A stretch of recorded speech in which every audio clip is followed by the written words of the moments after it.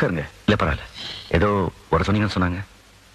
அது இல்ல, பம்பாயில மாணிக்கம் எனக்கு ஒரு பழைய ஃப்ரெண்ட் இருந்தாரு. அவரா இருக்குமோன்னு வர சொன்னேன். எவ்வளவு வருஷமா ஆட்டோ ஓட்டுறீங்க? நான் 4 வருஷமா ஓட்டுறேன். எப்படி இருக்கு இந்த தொழில்? ஏதோ ஆணவ புண்ணியத்தில் நல்லா இருக்கு. பொண்டாட்டி குழந்தைகள்லாம் சௌக்கியமா? எனக்கு ஏதோ கல்யாணம் ஆகல.